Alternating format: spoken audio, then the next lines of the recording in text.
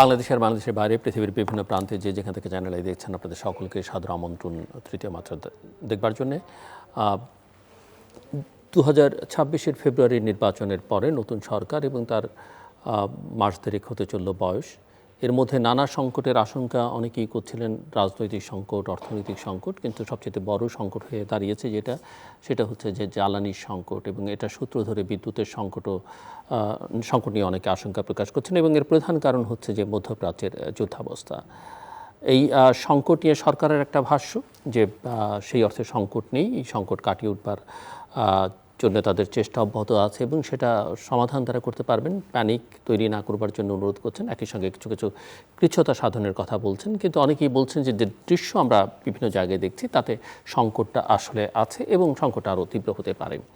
এই বিষয় নিয়ে কথা বলবার জন্য দুজন জ্বালানি বিশেষজ্ঞ আজকে তৃতীয় মাত্রার স্টুডিওতে আমার বায়ে বসা আছেন। বাংলাদেশ প্রকৌশল বিশ্ববিদ্যালয়ের প্রাক্তন অধ্যাপক এবং জ্বালানি ও টেকসই উন্নয়ন বিশেষজ্ঞ ডক্টর ইজাজ হোসাইন। আমার ডানে রয়েছেন আরেকজন জ্বালানি বিশেষজ্ঞ, 2007-08 মেয়াদের বাংলাদেশ সরকারের উপদেষ্টা, জ্বালানি বিশেষজ্ঞ এবং ইন্ডিপেন্ডেন্ট ইউনিভার্সিটি বাংলাদেশের উপাচার্য ডক্টর এম তামিম। স্বাগত আপনাদের দুজনকেই তৃতীয় মাত্রায়। এবং প্রফেসর তামিম প্রকৌশল বিশ্ববিদ্যালয়ের প্রাক্তন একজন অধ্যাপক।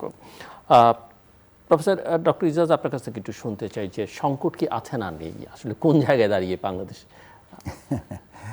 সংকট বললে তো একটু ডেলিকেট কথা, সংকট আর কি। কথা হচ্ছে যে মানে যেহেতু আমরা সরকার বলছে যে তাদের তেলের মজুদ আছে বা পাইপলাইনে আছে, সেটা সাপ্লাই হচ্ছে, তো সেই অর্থে আমাদের সংকট নেই।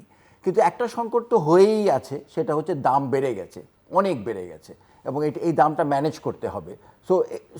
So it is impossible not to say that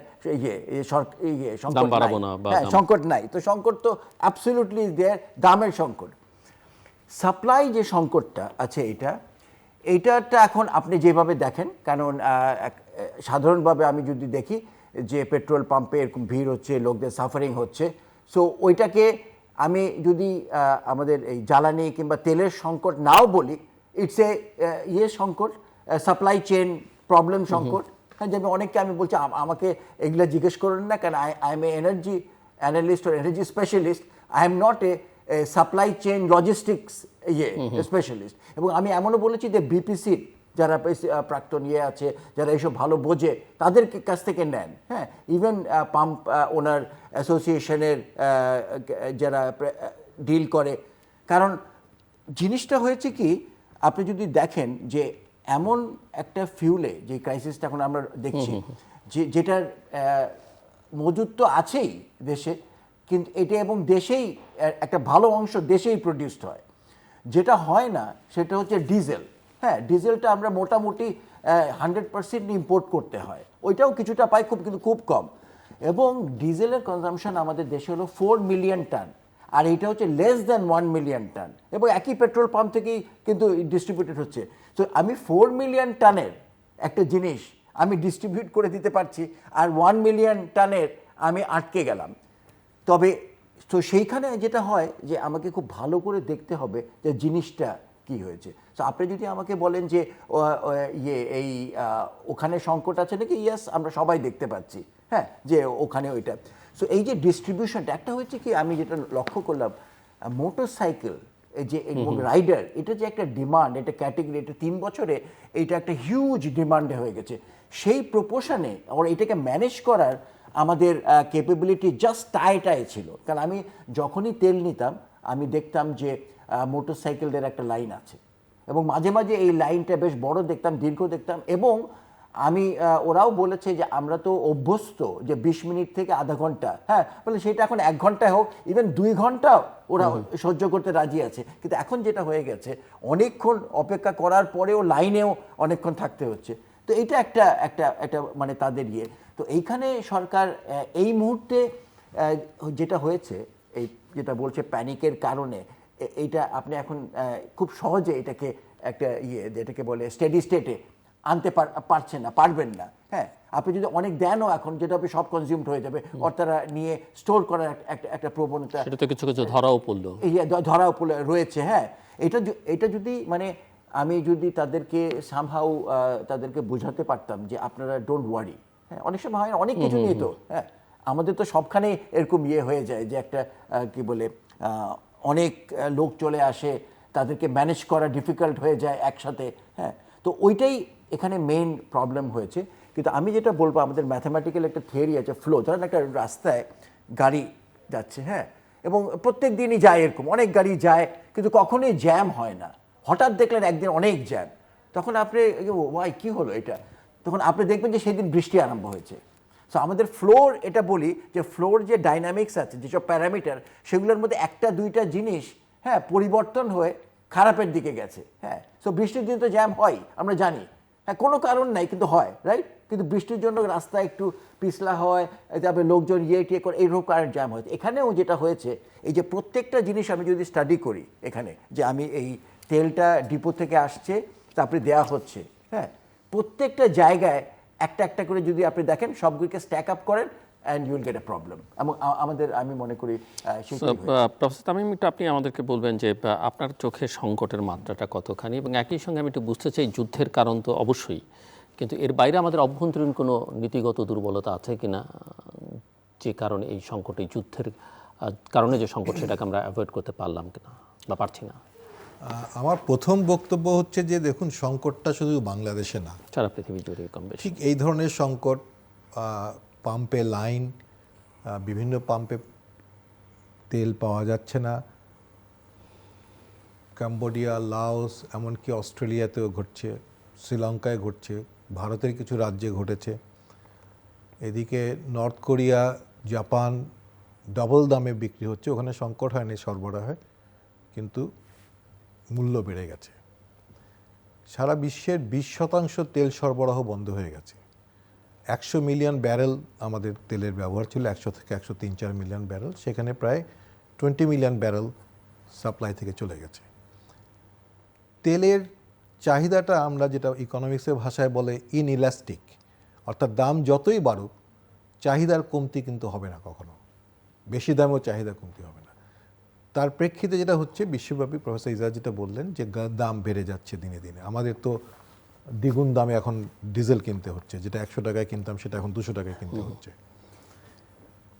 বাংলাদেশের সংকটটা, এটাকে পরিহার করার কোনো সুযোগই ছিল না। কেন? যখন এই যুদ্ধ শুরু হলো, সাথে সাথে তেলের ব্যাপারে মানুষের মধ্যে একটা শঙ্কা সৃষ্টি হয়েছে, এবং আমাদের যে সাংবাদিক ভাইরা, তারা রিপোর্টিং শুরু করলো যে কতদিনের মজুদ আছে আমাদের, 7 দিনের, 15 দিনের, 20 দিনের, কয়টি জাহাজ আসছে, ডিটেল খবর পেপারে আসা শুরু করলো। 7 দিনের, 15 দিনের মজুদ থাকাটা কিন্তু বাংলাদেশের স্বাভাবিক মজুদ থাকার সময়। যে কোনো সময় যখন সংকট ছিল না, তখনও যদি আমরা মজুদ খোঁজ করতে যেতাম, আমরা দেখতাম যে 7 থেকে 15 দিনের মজুদই আছে। হ্যাঁ, যেটা নিশ্চিত থাকতো যে মজুদটা শেষ হওয়ার আগে আগেই নতুন চালান চলে আসতো, আবার মজুদ বেড়ে গিয়ে 7 দিন থেকে 15 দিন হয়ে গেল, 7 দিন ব্যবহার করার পরে আবার নতুন জাহাজ আসছে। এই যে চলতি মজুদটা যে চলতো এবং সেইভাবে চলছে, এখনও কিন্তু মজুদ সেই পর্যায়ে আছে। কিন্তু আশঙ্কাটা হচ্ছে যে চালান আসা বন্ধ হয়ে যেতে পারে। আমরা ইতিমধ্যে আজকে দেখেছি যে 6টি জাহাজ আমাদের আটকে আছে হরমুজ প্রণালীতে। সেই জাহাজ যদি না আসে, আমাদের মূল সরবরাহকারী ডিজেল এবং পেট্রোলের, অকটেনের, আমরা প্রায় 2 লাখ টন অকটেন কিন্তু আমদানি করি। অনেকেই বলছে যে অকটেন দেশের মধ্যেই হচ্ছে না, 2 লাখ টন করা, 2 লাখ টন অকটেন আমাদের আমদানি করতে হয়। ইরানি রাষ্ট্রদূত বলেছেন যে জাহাজগুলো 6টি জাহাজ আসতে পারবে। হ্যাঁ, আসতে পারলে তো খুবই ভালো। তো এখন কথা হচ্ছে যে এই যে সরবরাহের যে ফোর্স মেজর ঘোষণা করেছে আমাদের মূল সরবরাহকারী সিঙ্গাপুর এবং মালয়েশিয়া, 75% ডিজেল এবং অকটেন যে যতটুকুই আসে, এটা আসতো এই দুটো দেশ থেকে। তারা দুটোই, কারণ হচ্ছে যে সিঙ্গাপুরে যে ক্রুড অয়েলটা আসবে, ওদের অনেক রিফাইনারি আছে সিঙ্গাপুরে, ওই রিফাইনারি থেকে যে সরবরাহ করে, সেই ক্রুড অয়েলটাই সরবরাহ বন্ধ হয়ে গেছে, আসছে না, যেই কারণে তারা ফোর্স মেজর ঘোষণা করেছে। এবং ফোর্স মেজর ঘোষণা করলে আমাদের কিন্তু জুন মাস পর্যন্ত চুক্তিবদ্ধ আমরা বিভিন্ন কোম্পানির সাথে সম্পূর্ণ সরবরাহের জন্য। কিন্তু সেখানে অনেকগুলো জাহাজই বলে দিয়েছে যে আমরা নিশ্চয়তা দিতে পারছি না, এই মুহূর্তে আসবে না। এইটা আশঙ্কাটাকে আরও বাড়িয়ে দিয়েছে। সরকার চেষ্টা করে যাচ্ছে, অতিরিক্ত দাম দিয়ে ভিন্ন সূত্র থেকে কেনার চেষ্টা করছে। সেইখানে সরকারের সফলতা কতটুকু হবে তার প্রেক্ষিতে বোঝা যাবে। এখনও বাংলাদেশে কোনো চরম সংকট হয়েছে বলে আমি মনে করি না। এবং এই যে প্যানিক বাইং, পাম্পের লোকরা বলছে আমার স্বাভাবিক যে বিক্রি তার ডবল বিক্রি হচ্ছে, আমাদের ট্রিপল বিক্রি হচ্ছে কোনো কোনো জায়গায়। তার মানেই হলো মানুষ প্যানিক বাইং করছে এবং ইন্ডিভিজুয়াল হোর্ডিং করছে। যে সাধারণত প্রতি সপ্তাহে 10 লিটার বা 20 লিটার তেল কিনতো, সে এখন ট্যাঙ্ক ভরে 50 লিটার করার চেষ্টা করছে, তার ট্যাঙ্কে রাখার চেষ্টা করছে। সো এই যে প্রবণতাটা, সেটা আসলে অতিরিক্ত সরবরাহ করেও এটা বন্ধ করা যাবে কিনা জানি না। আমি একটা কথা বলতে পারি, যুদ্ধ যদি বন্ধ হয়ে যায়, দেখবেন সাথে সাথে সাইকোলজিক্যালি বাঙালি বা অন্যান্য দেশেরও এই প্যানিক ভাবটা চলে যাবে। কিন্তু প্র্যাকটিক্যালি সরবরাহ কিন্তু আরও 6 মাস বিঘ্নিত থাকবে, কিন্তু মানুষের মনে প্যানিক থাকবে না।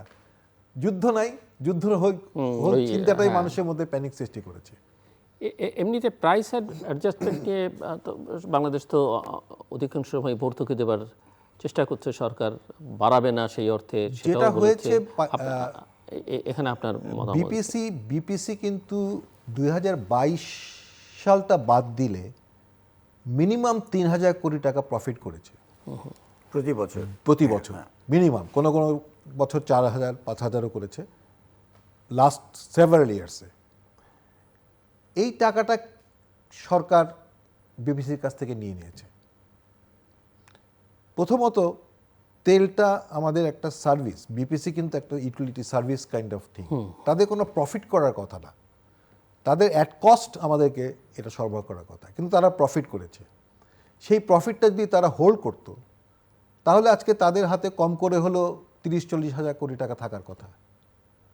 তো এখন যে আমার বেশি দামে কিনতে হচ্ছে, সেটা তারা সহজেই দিতে পারতো। এই মাসেই আমাদের এস্টিমেটেড ভর্তুকি হয়েছে প্রায় 5000 কোটি টাকা। তো এইটা আসলে পলিসি ডিসিশন। সব টাকার অভাব আছে, যেই কারণে আসলে আমরা পলিসি ডিসিশন নেওয়ার পরেও একসময় কথা ছিল যে বিপিসির টাকা বিপিসির কাছেই থাকবে, এটা অন্য কোথাও ব্যবহৃত হবে না। কিন্তু সেটা আমরা, এবং আমি এই কথাটা আমরা বহুদিন ধরে বলে এসেছি যে যখন আপনারা প্রফিট করেন সেই টাকাটা আপনারা রেখে দেন দুর্দিনের জন্য, যাতে তখন বেশি দামে কিনতে পারেন। কিন্তু সেটা তারা করেনি। সরকার কখনোই সেই টাকাটা রাখে না, কারণ তাদের সবসময় টাকার প্রয়োজন। এখন সরকার, নতুন সরকার স্বাভাবিকভাবেই মারাত্মক মূল্য বৃদ্ধির চিন্তা করে তারা তেলের দাম বাড়ায়নি এবং ভর্তুকি দিয়ে চলছে। এবং তেলের দাম বৃদ্ধির ইফেক্ট তো সব জায়গায় পড়বে, সব জায়গায় পড়বে। আমরা জানি 2022 সালে যখন বিগত সরকার, আওয়ামী লীগ সরকার যখন এক ধাপে 40% দাম বাড়ালো ডিজেলের, তার প্রেক্ষিতে যে মূল্যবৃদ্ধির মানে মূল্যস্ফীতির যে প্রভাবটা পড়েছিল, সেই প্রভাব এখনও চলছে আমি মনে করি। এই যে 8-9% মূল্যস্ফীতি, সেটা ঘটেছিল সেই 22 সালের অগাস্টে, সেই মূল্যবৃদ্ধির পর থেকে প্রচণ্ডভাবে একবারে মূল্যবৃদ্ধি করা হলো। তো এখন যদি আমরা অকটেনের দাম যদি বাড়াই, হয়তো সেটা অতটা এফেক্ট করবে না মার্কেটে, কিন্তু ডিজেলের দাম বাড়ালে ডেফিনেটলি এটা মার্কেটে এফেক্ট করবে। ইভেন তেলের মূল্যবৃদ্ধি ছাড়াও আমাদের মূল্যস্ফীতি বাড়বে, কারণ সাপ্লাই চেইনে বিভিন্ন জায়গা থেকে যে মালামাল আসছে, জাহাজের ভাড়া, জাহাজের ইন্স্যুরেন্স সব বেড়ে গেছে, এবং বিশ্বব্যাপী খাদ্যের দামও বেড়ে যাচ্ছে বিভিন্ন জায়গায়। তো সামগ্রিকভাবে সারা বিশ্বের অর্থনীতি একটা নেতিবাচক মানে জায়গায় চলে যাচ্ছে। তো তার প্রেক্ষিতে বাংলাদেশ তো এর থেকে বাইরে থাকতে পারবে না, কারণ আমরা প্রচুর খাদ্য আমদানি করি বিভিন্ন ধরনের। তো সেই প্রেক্ষিতে মূল্যস্ফীতিও একটা বিরাট শঙ্কা, এবং সরকার এই কারণেই কোনো মূল্যবৃদ্ধি করেনি। আপাতত ধরে নিচ্ছে, আশা করছে যে হয়তো খুব শিগগিরই যুদ্ধটা থেমে যাবে। প্রফেসর ইজাজ, এই মূল্যবৃদ্ধির প্রসঙ্গে বা এই যে ভর্তুকি দেওয়ার প্রসঙ্গে আমি একটু ভিন্ন মত পোষণ করি এই ব্যাপারে। কারণ হচ্ছে যে আমাদের ইনফ্লেশনটা নানা কারণে হচ্ছে, নানা কারণে হচ্ছে, এবং সাধারণত যেটা বলি, লোকে বলে যে টাকা ছাপালে, হ্যাঁ সরকার টাকা ছাপায় ম্যানেজ করলে এইটা। তা আমি যেটা দেখতে পাচ্ছি এখন যে ঘাটতিটা পড়বে, হ্যাঁ আর প্লাস এখন তো আমাদের বাজেটটা তো আসছে, প্লাস আমাদের অলরেডি 50,000 কোটি টাকার একটা ভর্তুকি দেওয়ার একটা আছে, মিনস দেয়ার, ওটা না হলে আমরা বিদ্যুতে হ্যাঁ বিদ্যুৎ এটা পাওয়ারই পাবো না। তো তার মধ্যে আবার এটা অ্যাড হচ্ছে, হ্যাঁ এটা কোথায় যাবে আমরা জানি না, কিন্তু তো আমি মনে করি যে কিছু হলেও বাড়িয়ে রাখলে একটা সুবিধা আছে, হ্যাঁ যে ওই টাকাটা। তবে আমি মনে করি যে পয়েন্টটা ডক্টর তামিম রেস করলো, আমি সবসময় এটার উপর একটা বিলিভার ছিলাম যে এই যে প্রাইস, এই যেটা আমরা যেটা বলি প্রাইস নিয়ে যে তর্কাতর্কি হতো, আমরা সরকারের সাথে অনেক তর্কাতর্কি করার পরে কিন্তু সরকার এই ফর্মুলাটা করলো, হ্যাঁ বাড়লে বাড়বে কমলে কমবে, কিন্তু আমরা দেখেছি যখন কমে সম্পূর্ণ কমায় না, অনেক রকম কথা বলে এটা কমায় না, কিন্তু কথাও যে ঠিক আছে না কমালো, কিন্তু এই টাকাটা এই টাকাটা কেন অন্য খাতে চলে যাবে, এই অন্য খাতের এটাই কিন্তু খুব ইম্পর্টেন্ট, যে এটা তো এই খাতের টাকা এবং এটা তো দামের জন্য টাকা, এবং এটা তো প্রাইস ভলাটিলিটি কন্ট্রোল করার জন্য এটা হচ্ছে। সো এই টাকাটা একটা ফান্ড হিসাবে থাকবে, আমরা যদি বলতে পারি এটাকে প্রাইস ভলাটিলিটি কন্ট্রোল ফান্ড, হ্যাঁ বিপিসির আন্ডারে থাকবে। তো এই যে এখন অস্বাভাবিক যে বেড়ে গেল, তো তখন এই অস্বাভাবিক বেড়ে যদি আমি ভোক্তা থেকে উঠাই, তখন ভোক্তারা অবশ্যই বলবে তাহলে আপনি যে প্রফিট করেছেন সেটা কোথায়, এটা বারবার কিন্তু আসছে। তা আমি মনে করি যে এই জিনিসপত্রগুলোতে পরিহার করা উচিত। এখানে কিন্তু আমাদের বার্ক যদি ওই রকম পাওয়ারফুল হতো এবং বার্কের হাতে যদি এটা থাকতো, আর আমি যদি বার্কে থাকতাম, আমি এখানে ইন্টারফিয়ার করতাম, আমি বলতাম যে না এটা হবে না, তুমি এইভাবে কেন করছো তুমি তো আমরা কিন্তু বার্ককে ওরকম কখনোই দিই নাই পাওয়ার, এখনও নাই।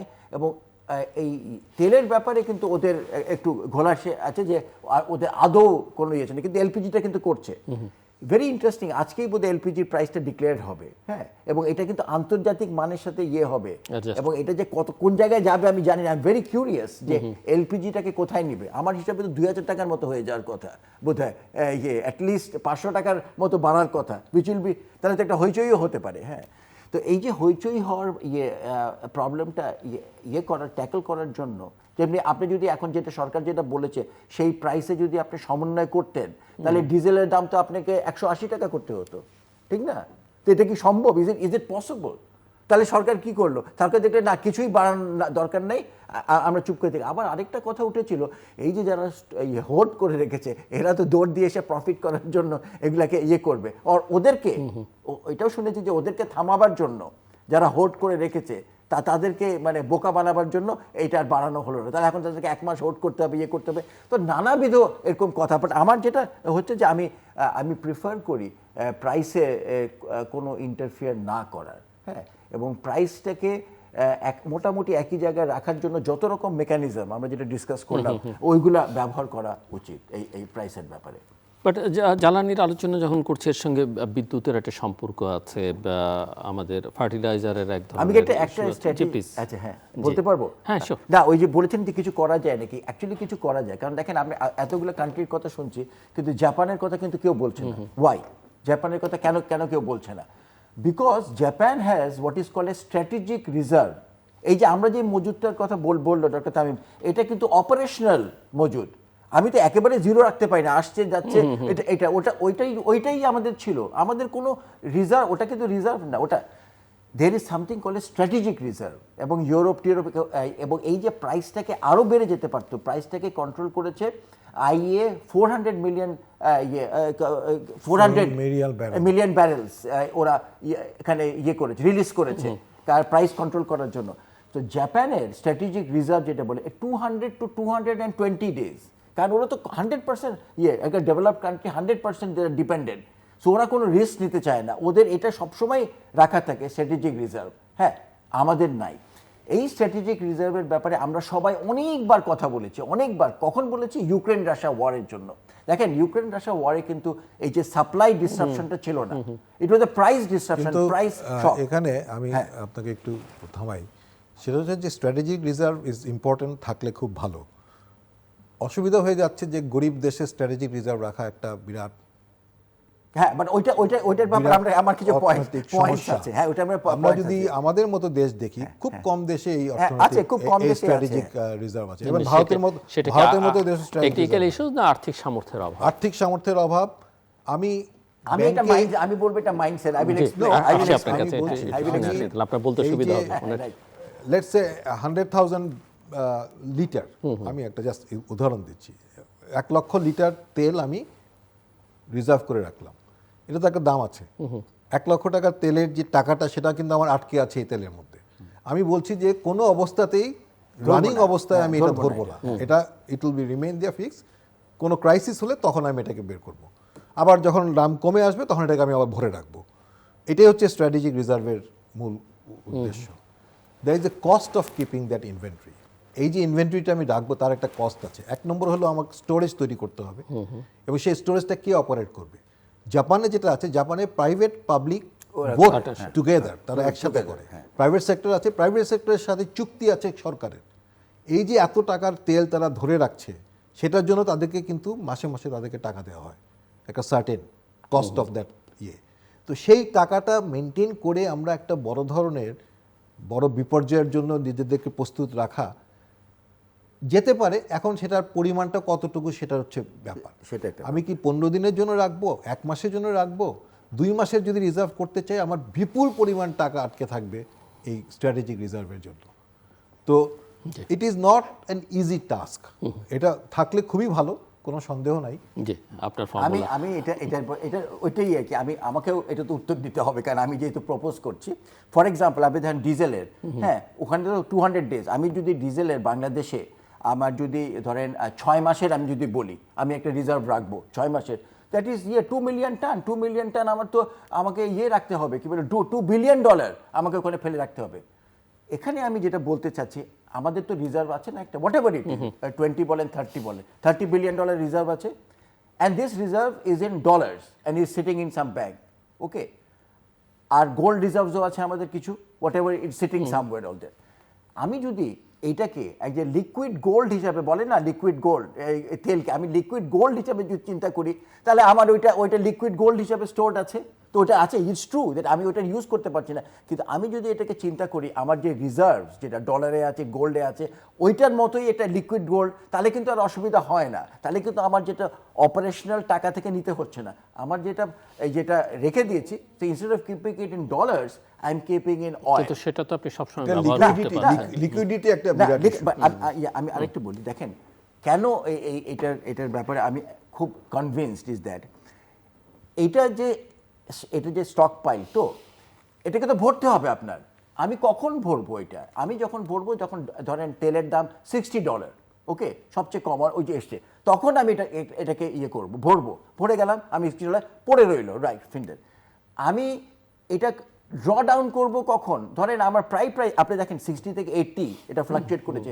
আমার 80-85 গেলেই আমি ওখান থেকে ড্র ডাউন আরম্ভ করব, তারপরে আবার ভরবো। তাহলে আমার কি দাঁড়ায়? আমি কিন্তু $20 প্রফিট নর্মাল টাইমেই করতে পারছি।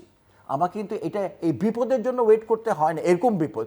মানে যেহেতু অয়েলটা ভলেটাইল, আমি কিন্তু এটার বেনিফিটটা নর্মাল টাইমেই পাবো, 1 বছরের প্রত্যেক ইয়ারই পাবো। বাট মাঝে মাঝে হয়, যেমনি আমেরিকায় হয়েছে, ওরা ড্র ডাউন করেছে আর ভরার সময় পায় নাই, ওর ভরার পায় না, ওইরকম হয়। But that's all right. But আমার তাহলে কি হবে, এরকম একটা রিজার্ভ থাকলে তখন এই প্যানিক বাইংটা আপনি টোটালি ইগনোর করে দিতে পারবেন। হোয়াট ইউ মিন, আমাদের এতদিনের আছে। তো এখন আমি মনে করবো যেটা হয়েছে এই প্রবলেমের কারণে, যেহেতু আমাদের অকটেন আর ব্যাপারে, যদিও এটা আমাদের নিজস্ব আছে এবং খুব অল্প আমাদের স্টোর করতে হয়, 30% অকটেন আমাদের ইম্পোর্ট করতে হয়, 50% যদি পেট্রোল ধরি, 50%, সো টোটালের 30%-এরও কম আমার। এইটার আমি বেশ ভালো আমি করতে পারবো এইটার এবং এইটার আমি বলি ঠিক আছে আপাতত। স্ট্রেঞ্জ, দেখেন আমি যেটা বললাম, ডিজেলে আমাদের সমস্যা হলো না, হ্যাঁ, কারণ ডিজেলটাই আমাদের এত বড়, যেটা আমাদের দেশে সেটাই হয়ে গেল। সো স্ট্র্যাটেজিক রিজার্ভ থাকলে জাপানের যেরকম কোনো চিন্তা নাই, আপনি 100 দিনেও চলে গেলে, 100 দিন মানে তো 3 মাসের উপরে, তারপরে দে ক্যান স্টার্ট থিঙ্কিং যে আমি কি করব এদের ওই river. But it is a luxury in some wedge, যে বাট আমার কথা হচ্ছে আমি এটাকে জিরো রাখবো। আমি জানি না ইন্ডিয়ার কিছু কিছু রিজার্ভ আছে, হ্যাঁ, ইন্ডিয়ার কিছু। আরেকটা জিনিস, আমাদের যে রিজার্ভটাকে আমরা যেটা বলছি, ওটা রিজার্ভ না, ওটা হচ্ছে ঢাকা বাংলাদেশ। ইন্ডিয়ারও 50 days রিজার্ভ আছে, but it is there running inventory. ও রানিং Operation- হ্যাঁ operational অপারেশন, inventory। তাহলে আমাদের রানিং ইনভেন্টরি বড় করি আমি, হ্যাঁ হোয়াট এভার ইট ইজ।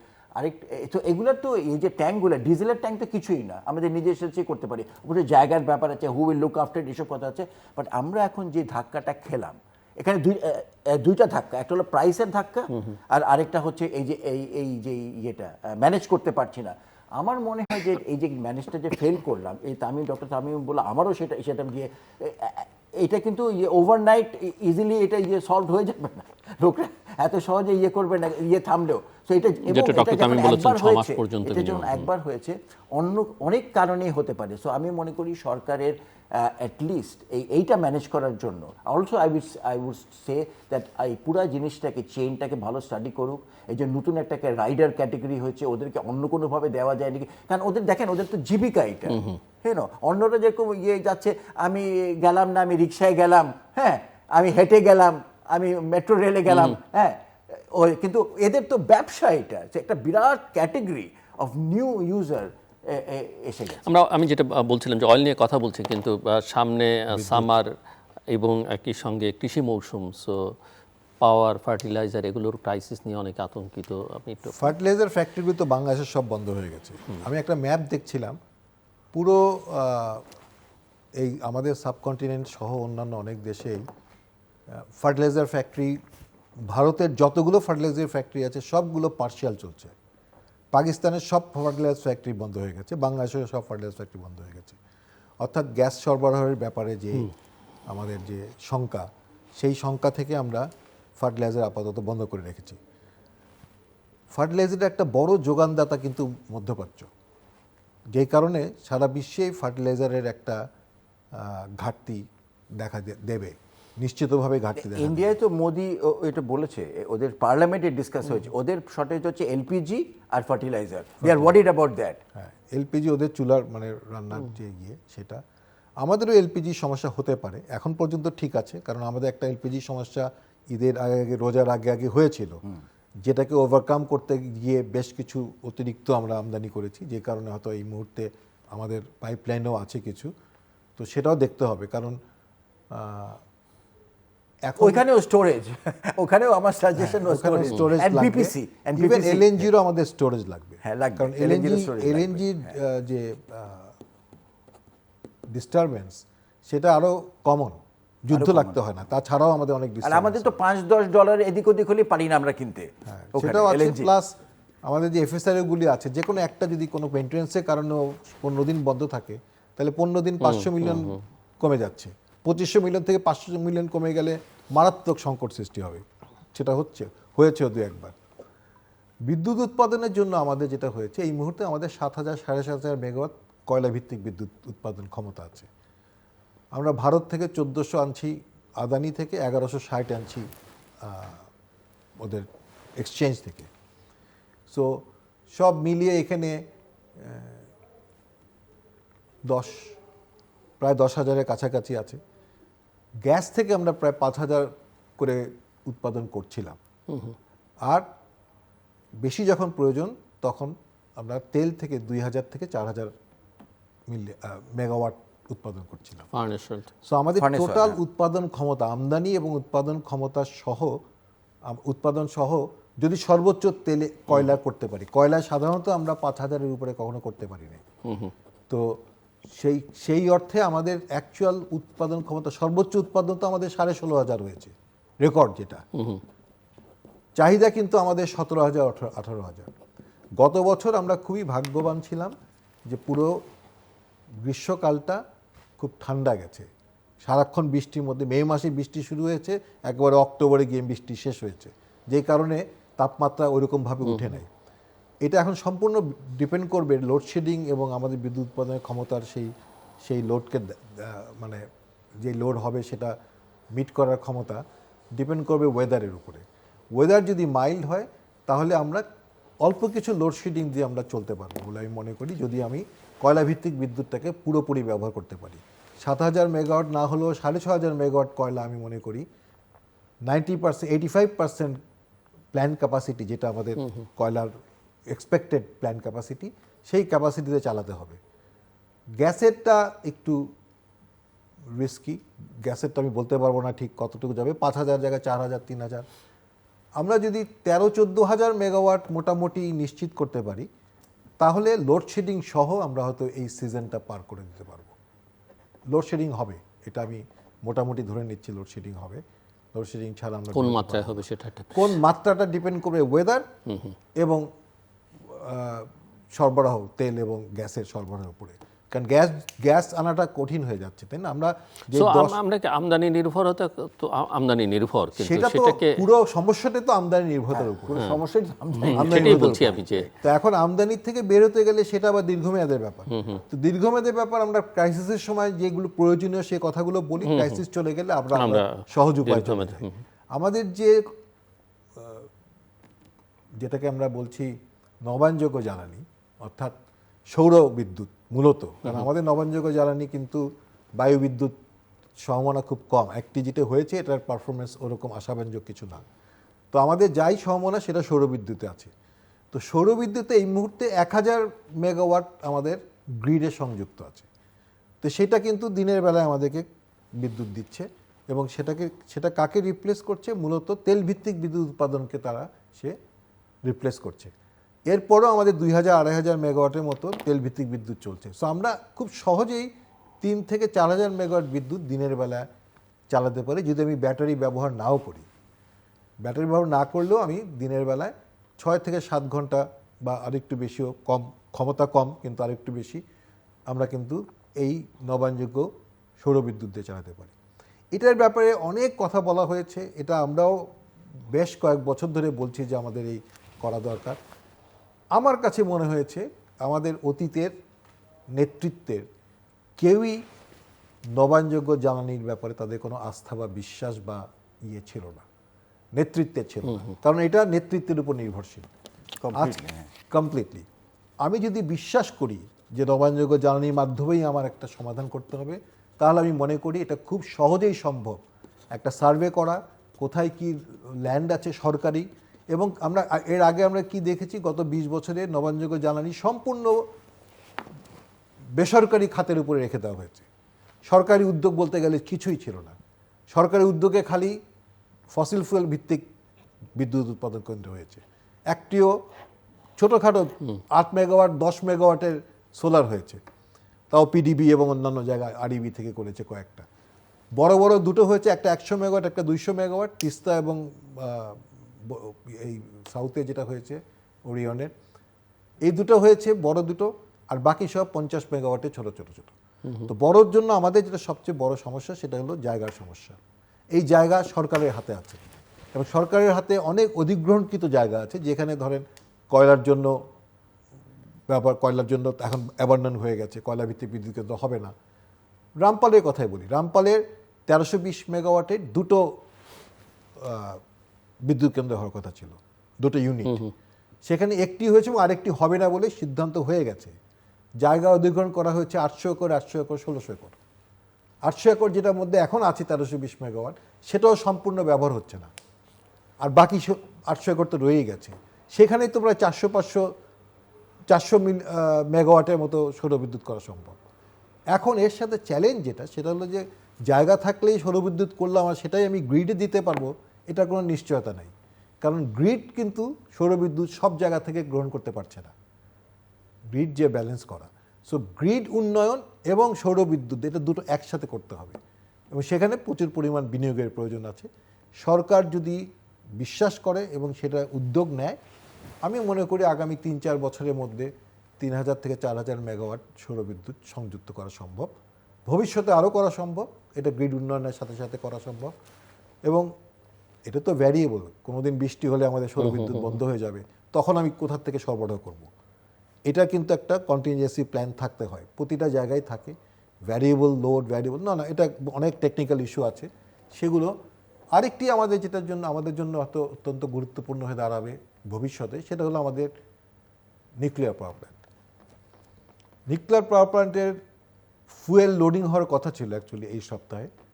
আজকে দেখলাম একটা নিউজ আইটেমে যেটা ওটা পিছিয়ে যাচ্ছে। হ্যাঁ হ্যাঁ, নিউক্লিয়ারে যদি আমাদের এই 2400 মেগাওয়াট চলে আসে, যেটা অ্যাকচুয়ালি ইতিমধ্যে চলে আসার কথা ছিল, 26-এর মধ্যেই আমাদের দুটো ইউনিটই 1200, 2400 মেগাওয়াট, 2400 না হলে 1000, 1000, 2000 মেগাওয়াট চলে আসার কথা ছিল। এটা আমার জন্য একটা বিরাট রিলিফ হতো, এনভায়রনমেন্টালি ফ্রেন্ডলি হতো, রিলিফও হতো। কিন্তু এখানেও গ্রিডের সমস্যা আছে। নিউক্লিয়ার পাওয়ার প্ল্যান্ট যখন চালাতে যাবে তখন কিন্তু গ্রিডের যে ফ্রিকোয়েন্সি, এই ফ্রিকোয়েন্সি ভ্যারিয়েশন খুব টাইট, এখন যে আছে তার চেয়ে তো টাইট হতে হবে। তো সেই কারণে গ্রিড অপারেট করাটা একটা বড় চ্যালেঞ্জিং বিষয় হয়ে দাঁড়াবে। কিন্তু আমাদের ভবিষ্যতে যদি আমরা চিন্তা করি, আমরা যদি কার্বন ফ্রি জেনারেশনের কথা চিন্তা করি, শুধু রিনিউয়েবল দিয়ে আমাদের দেশে আমি মনে করি না যে শুধু রিনিউয়েবল দিয়ে আমাদের সেই কার্বন ফ্রি জেনারেশন করা সম্ভব হবে। সম্ভবত নিউক্লিয়ার দিলে মানে আরও বেশি নিউক্লিয়ার এনে আমাদেরকে এটা করতে হবে। আরেকটা যারা দেশীয় উৎপাদনকারী ফার্নেস অয়েলে, তাদের যে তাদের সঙ্গে সরকারের যে দেনা পাওনার হিসেব নিকেশ, সেটা নিয়ে একটা বড় সমস্যা। সেটা তো বহুদিন ধরেই, গত সরকারের সময় থেকেই টাকার অভাব, আমাদের এত ভর্তুকি গেছে। আর ভর্তুকির টাকা শুধু যে দেশীয় কোম্পানিগুলো পায়নি, আদানির ইস্যু, বিদেশি কোম্পানি, আদানি থেকে শুরু করে ওদের এক্সচেঞ্জের টাকা, গ্যাসের, শেভরনের গ্যাসের টাকা সবই বাকি পড়েছিল। অন্তর্বর্তীকালীন সরকার এই জিনিসটা বেটার ম্যানেজ করেছে। মোটামুটি বিদেশিদের যত পাওনা ছিল, এলএনজি আমদানি বাকি ছিল, সেটা একটা সার্টেন স্টেজ পর্যন্ত করেছে, শেষের দিকে এসে আবার করেছে। পরের সরকারের দেশীয় কোম্পানিগুলোকে অতটা রিলিফ দেয় না, দেশীয় কোম্পানিগুলো বাকি ছিল। এটা কিছুটা করেছে, সেটা আমি বলছি, কিছুটা করেছে, যেই কারণে আমাদের লাইন অফ ক্রেডিটটা আবার ওপেন হয়েছে। আদারওয়াইজ কিন্তু বেশ কয়েকটা সরবরাহকারীরা বলে দিয়েছিল যে আমাদের আর কোনো বাকিতে কোনো সরবরাহ করবে না। তো টাকাটা একটা বেজোর চ্যালেঞ্জ অবভিয়াসলি বাংলাদেশের অর্থনীতির জন্য। এই জ্বালানি আমদানির যে টাকা, সেইখান থেকে আমাদেরকে বের হয়ে আসতে হবে, কারণ আমাদের অর্থনীতি এমন কোনো পর্যায়ে এখনো যায় নাই যেখানে আমি উচ্চ মূল্যে জ্বালানি আমদানি করতে পারবো। আমাদেরকে একসময় কিন্তু যখন জ্বালানি আমদানি নির্ভর জ্বালানির কথা বলা হয়েছে, তখন আমাদেরকে জাপান, তাইওয়ান, সিঙ্গাপুরের উদাহরণ দেওয়া হয়েছে। কিন্তু জাপান, তাইওয়ান, সিঙ্গাপুরের অর্থনীতি তো আর আমাদের অর্থনীতি এক না। একটা বর্ধিষ্ণু অর্থনীতিতে জ্বালানি যদি আমাকে আমদানি দিয়ে করতে হয়, এটা খুবই চ্যালেঞ্জিং। তো সেই কারণে নিজস্ব জ্বালানি আমাদের আছে কিন্তু তিনটা: গ্যাস, কয়লা, নবায়নযোগ্য জ্বালানি। সো তিনটার ব্যাপারে আমাদেরকে চিন্তাভাবনা করতে হবে। কয়লার ক্ষেত্রেও আমরা বলা হচ্ছে যে কয়লাটা এখন ডার্টি ফুয়েল, কয়লার কথা বললেই বলে যে হচ্ছে, কিন্তু আমরা কিন্তু 7000 মেগাওয়াট কয়লা ভিত্তিক, এটা 9000 মেগাওয়াট হবে কয়লা ভিত্তিক বিদ্যুৎ কিন্তু আমরা উৎপাদন করছি। নিজস্ব কয়লা উত্তোলন করতে গেলে তখন বলা হচ্ছে যে এটা ডার্টি ফুয়েল এবং এটা করা যাবে না। দেয়ার আর চ্যালেঞ্জেস। আমাদের কয়লায় আসলে কঠিন সমস্যা আছে। একটা পানির স্তরের নিচে কয়লাটা আছে, সেই কয়লা উত্তোলন করতে গেলে ইঞ্জিনিয়ারিংলি এবং প্লাস এনভায়রনমেন্টাল ওয়াইজ এটা কতখানি রিস্কি এবং কতখানি এটা আসলে পরীক্ষা নিরীক্ষা করা দরকার। জি, প্রফেসর ইজাজ হোসেন, আমরা কথা বলছিলাম পাওয়ার নিয়ে, ফার্টিলাইজার নিয়ে এবং সেই সঙ্গে অন্যান্য ইস্যু আছে। তো পাওয়ারের যেই ইস্যুটা, যে ডক্টর তামিম যথার্থই ব্যাখ্যা দিয়েছে যে কীভাবে আমরা চলবো, আমাদের এই কয়লাটা ইজ লাইফ সেভার আমি বলবো এই মুহূর্তে। কারণ হচ্ছে যে এইটার যেই এইসব যা দেখছি crisis and import channel everything ভিন্ন। হ্যাঁ, আমরা ইন্দোনেশিয়া আর অস্ট্রেলিয়া থেকে আনি কয়লাটা। কিন্তু যেটা বললো যে ইভেন গত বছরেও দেখা গেছে আমাদের ইউটিলাইজেশন কয়লা ছিল, অ্যানুয়াল লোড ফ্যাক্টর ছিল 55% মাত্র। হ্যাঁ, তার মানে এটা 45%। কত? 45 গত বছর 45, এত কম? ঠিক আছে, হোয়াট এভার, তাহলে তো আরও কম। তাহলে দেখেন ওইটা ইম্পোর্ট করতে পারলে ফুললি, তাহলে কিন্তু আমার অত গ্যাসের উপরে নির্ভর করতে পারে না। গ্যাসটা খুব ইম্পর্টেন্ট। কেন আমি ইম্পর্টেন্ট বলছি? কারণ আমরা এমন অবস্থায় নিজেদেরকে নিয়ে এসেছি, forget the cost and price. আমার হাতে টাকা থাকলেও আমি গ্যাস বেশি আনতে পারছি না, কারণ আমার এফএসআরইউ নাই। আপনি তো জানেন ওই ঘটনাটা, যে আমাদের এখন এফএসআরইউ যদি একটা কি বলে অর্ডার করতে হয়, ওটা করা হয়নি এখনো বোধহয়, আমি যতদূর জানি করাই হয় নাই, তাহলেও এটা 2.5 থেকে 3 বছর লাগবে ওইটা আসতে। চিন্তা করেন, 2.5 বছর। আর যদি G2G করি তাহলে একটু কম লাগবে, 2 বছর লাগবে। তো 2 বছরের মধ্যে আমার গ্যাস সাপ্লাই বাড়াতে পারছি না। সবচেয়ে ইম্পর্টেন্ট জিনিস হলো শিল্পের কি হবে? তা আমরা যদি গ্যাসটা এই পাওয়ারে বেশি দিই, তাহলে কিন্তু আমরা প্রবলেম সলভ করে দিতে পারি ইজিলি। আর কিন্তু শিল্পের কি হবে তাহলে? শিল্পের তো অবস্থা সাংঘাতিক করুণ, এবং তারা তো অনেক রকম প্রবলেমে ভুগছে, তার মধ্যে এনার্জি। সো আমি মনে করি যে আমাদের এনার্জি তো আমরা একটা ক্রাইসিসেই ছিলাম, এবং এইটা হওয়ার পরে আমার energy crisis has become gone into a crisis. আমরা ক্রাইসিসের মধ্যে ক্রাইসিসে চলে গেছি। তো আমাদেরকে যেটা করতে হবে এই বছরটা, আমি জানি না কিভাবে করবে, আমার কিন্তু কোনো রকম রেডিমেড সলিউশন নাই, যে আপনাকে বেশি গ্যাস শিল্পে দিতেই হবে, তা না হলে শিল্প বাঁচবে না। তো ওইটা যেটা বললো যে আমি যদি 85% পর্যন্ত চালানো যায়, যদি যেটা বললো 45 যদি হয় আর যদি 85, তাহলে আমরা কয়লা থেকে আরও অনেক বিদ্যুৎ পেতে পারি। আর যদি আমরা মনে করি যে দাম ইজ নট এন ইস্যু, আমি আমার অয়েল ফায়ার্ড পাওয়ার প্ল্যান্টগুলো ইউজ করতে পারলাম, তাহলে আমাদের বেশ কিছু গ্যাস আমরা শিল্পে দিতে পারি, কারণ শিল্পে না দিলে আমাদের পাওয়ার এরিয়ে। আরেকটা জিনিস আমি যেটা মনে করি যে এই যে আমাদের আমরা যেটাকে কনজারভেশন বলি, হ্যাঁ, কৃচ্ছতা সাধারণ দিস দেয়, আমাদের লোককে রিকোয়েস্ট করি, হ্যাঁ। সো আমি অলওয়েজ লোডশেডিংটাকে ফোর্সড কনজারভেশন হিসাবে দেখি, হ্যাঁ, ঠিক আছে, মানে আমার যদি পয়সা বাঁচাতে হয়, হ্যাঁ, তাহলে আমি সারা দেশেই কন্টিনিউয়াসলি যখনই হবে তখনই আমি লোডশেডিং করবো 1 থেকে 2000 মেগাওয়াট পর্যন্ত।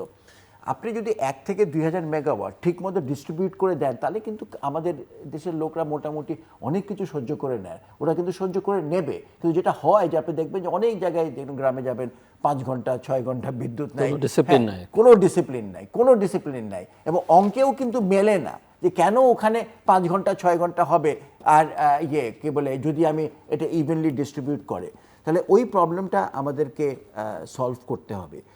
আর যেটা হয়েছে, আমরা এতখানি আমদানি নির্ভর থাকতে পারবো না। ইটস নট, এটা চিন্তা যেটা বললো ডক্টর তামিম যথার্থ, যে আপনি যদি দেখেন আমরা কিন্তু এখন 60% আমদানি নির্ভর, 60%, হ্যাঁ। আমার কিন্তু যে গ্যাসে এক্সপ্লোরেশন করছি আমি তেমন কিছু পাচ্ছি না, হ্যাঁ। অফশোরের বিডিংটা হয়নি, কিছুদিন পরে হবে। তাহলে আপনি রিনিউয়েবলটা আমি এই মুহূর্তে নাই আনলাম, নাই। আমার হিসাবে যেটা হয় প্রতি বছর আপনি 5% করে আপনি আমদানি নির্ভর বেড়ে যাচ্ছে, ওকে।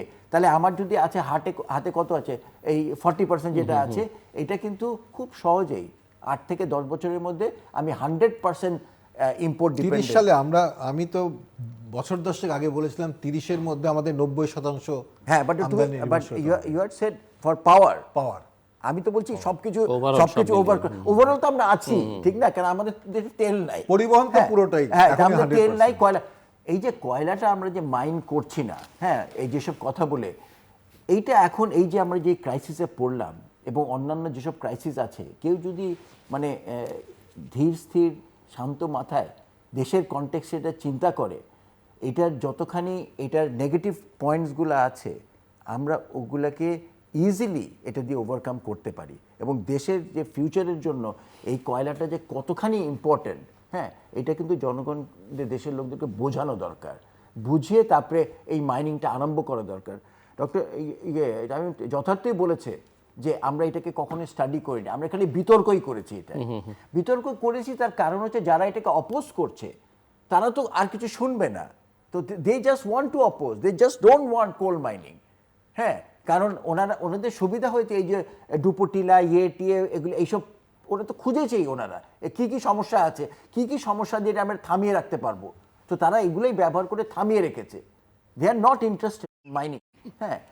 এই যে এখন যেটা পেয়েছে, নাহলে অন্য কিছু একটা বার করতো, but they have been successful in opposing. এখন কথা হচ্ছে আমরাও তো ওইভাবে মানে স্ট্রংলি বলতে পারছি না যে কিছুই হবে না, হ্যাঁ। তাহলে আমরা যদি এটাকে ভালোভাবে ওয়ার্ল্ডস বেস্ট জিওলজিস্ট, ইন্ডিপেন্ডেন্ট যারা ইউনিভার্সিটি লেভেলে যায় তাদেরকে এনে 2-3 জায়গা থেকে এনে এটার একটা ইন্ডিপেন্ডেন্ট একটা হচ্ছে যে এনভায়রনমেন্টাল কি ক্ষতি হবে কি হবে না, আরেকটা হচ্ছে ওরা যেটা বলছে ইঞ্জিনিয়ারিং, যে পানিটা যেখানে চলে আসবে এই পানিটাকে উঠিয়ে আবার এখানে পাম্প করবে, এটা বিশাল ব্যাপার। চিন্তা করেন কত পানি আসবে, এটাকে আবার রিপাম্পিং করে ওখানে দিবে, এটা কি ইঞ্জিনিয়ারিংভাবে সব কিছু নিয়ে, তখন দেখলাম আমাদের সবই গেল, হ্যাঁ, এই সব করতে গিয়ে, হ্যাঁ, একটু কয়লা পেতে গিয়ে আমরা সবই নষ্ট করে দিলাম, এটা আমরা কেউই চাই না। সো এগুলোকে ইঞ্জিনিয়ারিংভাবে এগুলোকে সলভ করা যায়। There are technologies available and there are groups which can study, এবং আমাদেরকে এটা বলতে পারবে যে এইটা আমরা করবই কি করব না। আমরা তো এটাকে বিতর্কর লেভেলে, ইমোশনাল বিতর্কর লেভেলে রেখে দিয়েছি। কিছু কিছু কৃচ্ছতা সাধনের পদক্ষেপ নেওয়া হচ্ছে, তার মধ্যে স্কুলগুলো কিছুদিন অনলাইনে কিছুদিন অফলাইনে ক্লাস। সো আমি একটু আপনাদের দুজনের কাছ থেকে বুঝতে চাই যে এই বিষয় এবং তার সঙ্গে আর কি কি ধরনের পদক্ষেপ নেওয়া উচিত বা সরকার যেগুলো নিচ্ছে সেগুলো সম্পর্কে আপনাদের অভিমত কি? আমি অনেক দিন ধরে একটা জিনিসের কথা বা এই সংকট মোকাবেলা আসলে এখন জরুরি মানে ভিত্তিতে কি কি সংকটের করা আগে থেকে আমি একটা কথা বলছি যে আমরা একবার ঘড়ির কাঁটা চেঞ্জ করার চেষ্টা করেছিলাম এবং স্বাভাবিকভাবেই বাংলাদেশের মানুষের এই কনসেপ্ট নতুন একটা কনসেপ্ট। ঘড়ির কাঁটার ঘোরানোর মূল উদ্দেশ্য ছিল দিনের আলো যত বেশি ব্যবহার করা যায়। তো আমি প্রস্তাব করে আসছিলাম যে আমাদের গ্রীষ্মকালীন এবং শীতকালীন অফিস টাইম করা, ঘড়ির কাঁটা না চেঞ্জ করে অফিস টাইমটাকে চেঞ্জ করে শিফট করে দেওয়া, তাহলে কিন্তু একই কাজ হবে। আমি যদি সকাল 8টায় অফিস করে দিই 9টার জায়গায়, তাহলে 1 ঘন্টা ঘড়ি তো পিছিয়ে দিলাম ওই অর্থে। সো গ্রীষ্মকালে আমি যদি 7টায় অফিস করি বা 8টায় অফিস করি, শীতকালে সেটা 9টায় 8টায় বা 9টায় করে ফেললাম। স্কুল কলেজগুলো ওই একইভাবে যদি আমি শিফট করি, না শীতকালেটা যা আছে সেটাই থাকবে, ওইটা 1 ঘন্টা অফিস হয়। 8টা যদি অফিস হয়, লোকজনকে 6টা 6:30 7টায় উঠতে হবে ঘুম থেকে। তখন স্বাভাবিকভাবেই সন্ধ্যার পরে যে আমাদের কর্মকাণ্ড চলে রাত 1টা 2টা 3টা পর্যন্ত, সেটা আর চলবে না। মানুষ নিশ্চয়ই আগে আগে ঘুমিয়ে পড়বে। অর্থাৎ আমরা দিনের আলো সর্বোচ্চ ব্যবহার করতে পারবো। এটা একটা চিন্তা করতে পারে সরকার যে গ্রীষ্মকালীন, এটা অনেক দেশে কিন্তু আছে, গ্রীষ্মকালীন সময় এবং শীতকালীন সময়। দ্বিতীয়টা হচ্ছে যে আমি এই ঘটনার আগেই বলেছিলাম যে দোকানপাটগুলো আমাদেরকে 8টা বা 7টার সময় বন্ধ করে দেওয়া, বন্ধ করে দিয়ে উইকেন্ডে সারা রাত খোলা থাকুক। অর্থাৎ আমাদের যে চাহিদার যে ডিমান্ড লোড কার্ভটা যেটা আছে, সেটা হচ্ছে উইকডেজে কি অবস্থা আছে, উইকেন্ডে কি আছে, সেটা বুঝে নিয়ে আমাদের সান্ধ্যকালীন লোডটাকে কমানোর জন্য এই অ্যাক্টিভিটিটাকে কমিয়ে আনা। কারণ আইডিয়ালি সবচেয়ে ভালো হয় যদি আমাদের লোডটা তো সন্ধ্যাবেলা এরকম উপরে উঠে যাচ্ছে চাহিদা, আবার কমে আসছে, দিনের বেলা উঠানামা করছে, ডিপেন্ড করে। আইডিয়াল হলো পুরোটাই সমান, তাহলে আমি হাইয়েস্ট এফিসিয়েন্সিতে আমার পাওয়ার প্ল্যান্টগুলো চালাতে পারি, কন্টিনিউয়াস একই বিদ্যুৎ সরবরাহ করে যাচ্ছে। সুতরাং এই যে লোড শিফট করা, সান্ধ্যকালীন লোডটাকে এনে দিনে আনা, তখন আমি কিন্তু রিনিউয়েবল দিয়ে সোলার দিয়েও আমি অনেক বেশি করতে পারবো। তো এইটা হচ্ছে যে ম্যানেজিং দ্য সিস্টেম ম্যানেজ করার কথা বললাম আমি, সেটা এইভাবে। আর কনজারভেশনের এখন যেটা বলা হচ্ছে স্কুল বন্ধ করে দেওয়া, অনলাইন অফলাইন করা, শহরে করলে ডেফিনেটলি এটা কাজে দিবে। আমি মনে করি বিভাগীয় শহরগুলোতে যদি শুধু এটা প্রযোজ্য হয়, গ্রামের স্কুলে তো আর আমার অনলাইনে দেওয়ার কোনো যৌক্তিকতা নাই। গ্রামের স্কুল অফলাইনই থাকবে, অর্থাৎ ফিজিক্যালি গিয়ে স্কুল করবে গ্রাম বা মফস্বল শহরগুলোতে, যেখানে গাড়ি ঘোড়া চলবে না। কারণ আমাদের তো স্কুলের এই ট্রিপ দিতেই আমাদের গাড়ির অর্ধেক তেল চলে যাচ্ছে, বা বিভিন্ন ঢাকা শহরে আমি অন্তত দেখি। স্কুল বন্ধ থাকলে আপনারা দেখেন যে ট্রাফিক বলতে গেলে খুবই সহনীয় পর্যায়ে একটা ট্রাফিক থাকে। সো সেই ক্ষেত্রে আমি মনে করি যে ঢাকার স্কুল বা রাজশাহী, চিটাগং এসব জায়গা যেগুলো বিভাগীয় শহর আছে, সেখানে যদি স্কুলটা আমরা অনলাইন অফলাইন 2 দিন 3 দিন ওইভাবে যদি আমরা একটা হিসাব করে দিই, তাহলে কিছুটা সাশ্রয় হবে। আর অনেকগুলো দেশেই এখন এটা করেছে, ফিলিপিনে করেছে, শ্রীলঙ্কায় করেছে, 4 দিনের অফিস টাইম করে দিয়েছে, 5 দিনের জায়গায় 4 দিন করে দিয়েছে। শ্রীলঙ্কায় যেমন বুধবার দিন ছুটি ঘোষণা করে দিয়েছে তারা, যে বুধবারে কোনো অফিস হবে না। তো সেই ধরনের প্রস্তাবনা, সেটা কি আপনি মনে করেন সামগ্রিক বিচারে খুব অ্যাফোর্ডেবল বাংলাদেশের জন্য? সেটা হয়তো কারণ এমনিতেই তো এত ছুটির পরে ছুটি 1 ঘন্টা বাড়িয়ে দিতে পারে অন্য দিনে, নর্মাল ডেজে। হ্যাঁ, 1 ঘন্টা বাড়িয়ে দিতে পারে, অথবা সব দিনেই কমিয়ে দিতে পারে 1 ঘন্টা। কারণ রোজার সময় তো আমরা দেখি 9টা থেকে 3:30 পর্যন্ত অফিস হয়, তাই না?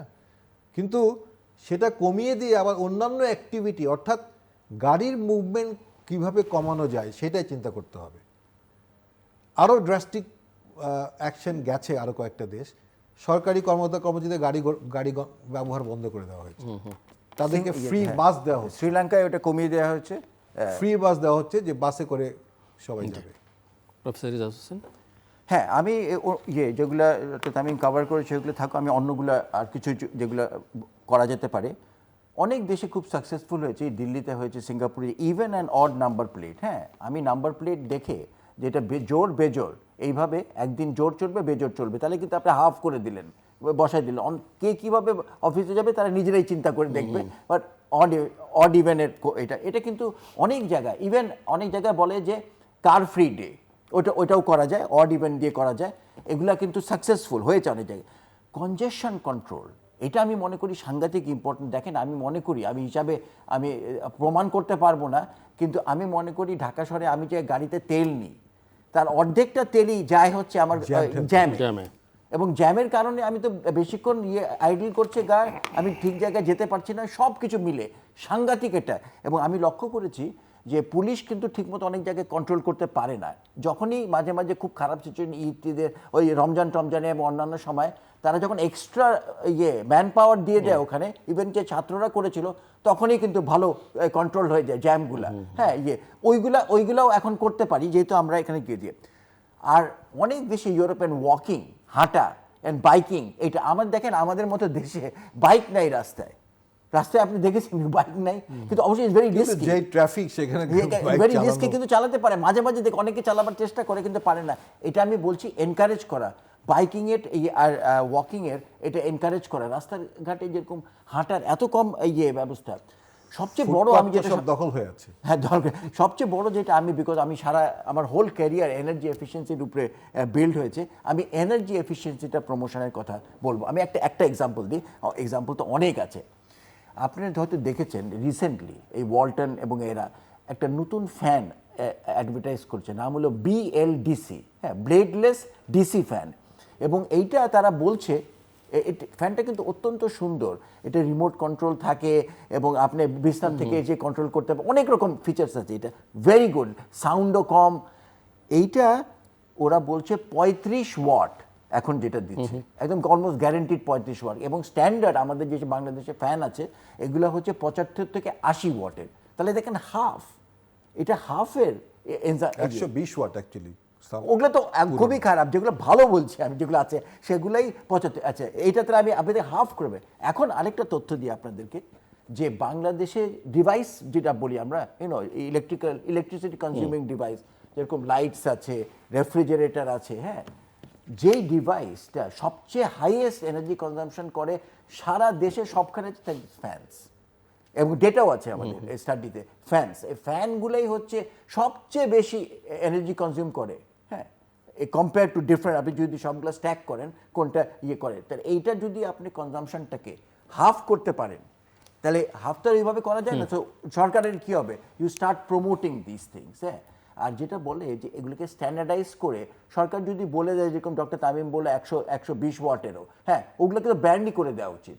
হ্যাঁ, একটা স্টার রেটিং বলি আমি, স্টার রেটিং বলে এই রেটিংয়ের নিচে 80-র নিচে থাকবেই না, তাহলে হয়তো দেখা যাবে যে 20%, 80 এয়ার কন্ডিশন ইনভার্টার যুক্ত, ওগুলো তো আছেই, ওগুলো তো আছে। আমি just একটা এক্সাম্পল দিলাম, আরো অনেক এক্সাম্পল আছে। সো এনার্জি এফিসিয়েন্সিটাকে যদি জোরে সোরে প্রমোট করে, তাহলে এগুলো কিন্তু সবকিছু হয়, at the end of the day সবকিছু কিন্তু আমাদের জ্বালানি সেভ করে। দর্শক, অনুষ্ঠানের শেষ প্রান্তে আমরা সামাজিক যোগাযোগ মাধ্যম ফেসবুক, এক্স এবং ইউটিউবে তৃতীয় মাত্রা লাইভ স্ট্রিম হচ্ছে আপনারা দেখতে পারেন। টেলিভিশনের পর্দায় দেখতে না পারলে যে কোনো সময় যে কোনো স্থান থেকে ইউটিউবে তৃতীয় মাত্রা চ্যানেলটি সাবস্ক্রাইব করে এই পর্ব বা পুরোনো পর্বগুলো আপনারা দেখতে পারেন। প্রফেসর মতামিম এবং প্রফেসর রেজাউল হোসেন অসংখ্য ধন্যবাদ এই আলোচনা অংশ নেবার জন্য। দর্শক, আমরা কথা বলছিলাম সাম্প্রতিক যে জ্বালানি সংকট, এটা একটা বৈশ্বিক সমস্যা, বাংলাদেশের নিজের সমস্যা নয়। তবে এই সংকটের আঁচ বাংলাদেশে লেগেছে এবং দীর্ঘমেয়াদে এটা নিয়ে চিন্তা করবার যথেষ্ট সুযোগ আছে, কারণ এই সংকট এবারই যে প্রথম সেটা নয়, আবার ভবিষ্যতে যা হবে না সেটাও নিশ্চিত করে বলা যায় না।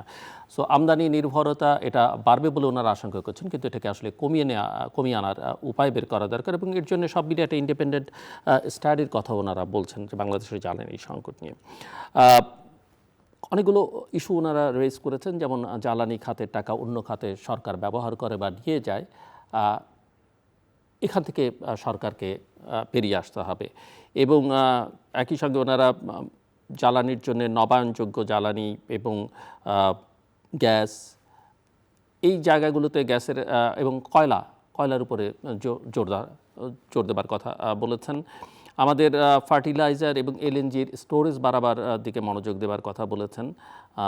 ওনারা বলছেন যে আমাদের অফিস সময়সূচি এবং শিক্ষা প্রতিষ্ঠানের যে সময়সূচি এখন যেভাবে আছে বছরব্যাপী একই রকমের, সেটাকে গ্রীষ্মকালীন এবং শীতকালীন আলাদাভাবে বিবেচনা করা যেতে পারে।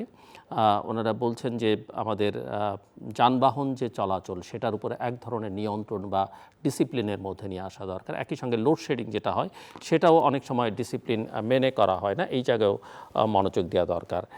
এবং সব মিলিয়ে আসলে এই সংকট যেভাবে মনে করা হচ্ছে হয়তো এই সংকট আপাতত সমাধান করা সম্ভব, কিন্তু দীর্ঘমেয়াদে এই সংকট কমানোর জন্য আসলে আমাদের একটা কম্প্রিহেন্সিভ জ্বালানি নীতি দরকার এবং সেটার বাস্তবায়নের দিকেও মনোযোগ দেওয়া দরকার।